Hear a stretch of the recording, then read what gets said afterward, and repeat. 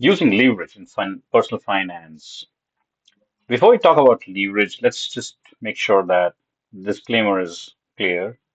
So this is for educational knowledge purposes, and the most important part is always seek advice if you're not an expert or don't have enough knowledge in this area. All right, let's talk about leverage. Leverage means expanding your personal financial balance sheet with the help of a loan. And there are several situations in which taking a loan is extremely important, such as student loan for educational purposes or for a mortgage, etc. And if at the absolute limit a loan is required, then a personal loan is probably the best option. Again, for a very short time only. So let's say there is $30,000 in your bank account, and you just took a car loan for $30,000, and it's very tempting to just pay down the money in cash and drive away the vehicle. However, is it a good idea? It might be a great idea if the interest rates are high.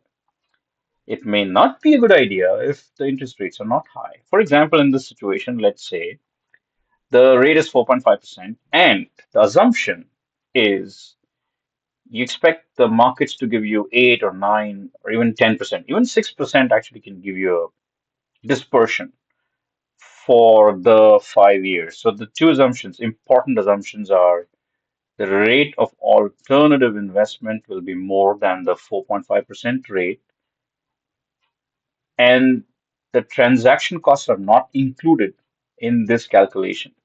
The second assumption is that the higher rate of return from an alternative investment will be for that duration of 60 months. And that is where the risk comes in.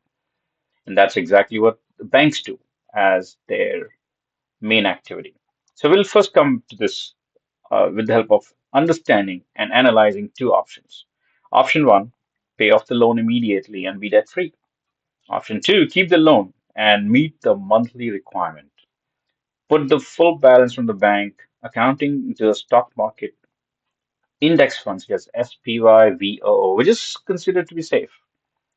And so there are two ways to do that as well. Just get the loan over with in scenario one, or add the monthly payment every month that you would have used to pay down that car loan in scenario two. So you're saying, okay, I'll pay the loan off immediately, but the money I was going to accumulate to pay off the car loan, I'll invest that instead.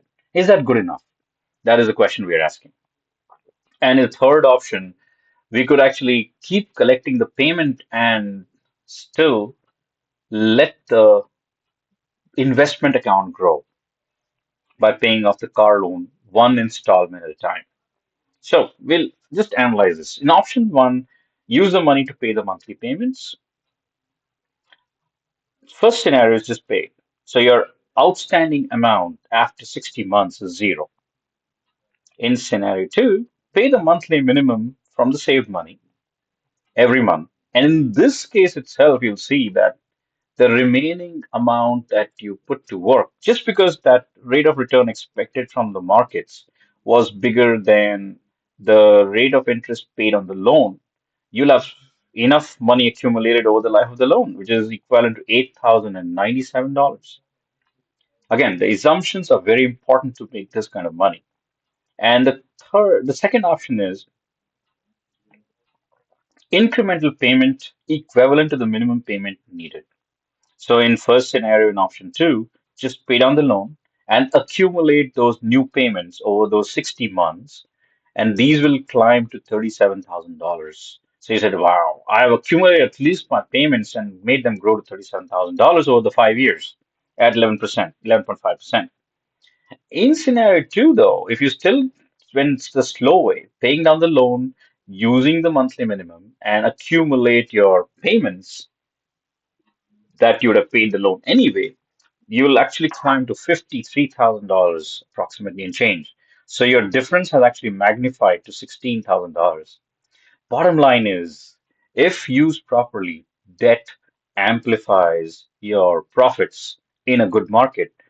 But the caveat is debt also amplifies your losses in a bad market. So variable interest rate scenario is a problem. Your loan cannot be in a variable interest rate surroundings. and your interest rate on the loan should have been fixed because the interest rate on your investments is not. Again, the other risk is what if the stock markets don't go up? They go down instead because stocks are prone to falling. So this could also ruin the calculations that we just did. In scenario two, technically borrowing $30,000 from the bank at 4.5% to invest them into stock markets at a rate greater than 4.5% is the definition of an arbitrage. Even with a conservative estimate of a mix of bonds and stocks, this portfolio will definitely give you more than 4.5% in a normal time on an average. Both are crucial in a normal time on average. As long as the stock return is more than the loan interest rate over the 5 years, this is the arbitraging that we just discussed. Banks arbitrage all the time. Sometimes their views go wrong. So, in order to do that, they use some fancy instruments, which we'll not talk here. But they do that. They hedge that. Now, so what you've done is you've essentially leveraged your $30,000 to make a profit. But in a strict sense, it's still a loan, and it's going to be having certain more attractive features, such as it's going to add to your borrowing mix if you don't have another loan already, and it positively impacts your credit score because after that credit ding gets removed from your credit history, it becomes a new type of loan in your credit file. And so it increases your credit score because of the variety or the mix of credit that you have. But the risk is stock markets are notorious for going down and sometimes for massive amounts. So, for example, the market drops by 5%, you still owe the bank 4.5% on the loan, but you owe 5% more on the dropping prices in stock market. So this is a loss on both sides. This is why laypersons should do the fixed rate debt only, where the payment never changes, and over long-term horizons. So the two important points here are fixed rate loans, long-term horizons, where on average, if there's a drop in stock prices, it can be easily made up in the subsequent periods. That's why when we say 11.5% return on stocks, we say it over longer, medium to long periods of time. Now, b- investors in stocks can also borrow money typically from their brokers in a margin account, and these so-called margin rates are or call money rates, as it's called in a sophisticated way, can fluctuate wildly depending on the interbank liquidity. So it's probably better not to do it by borrowing money unless you're very sure of the investment making profits.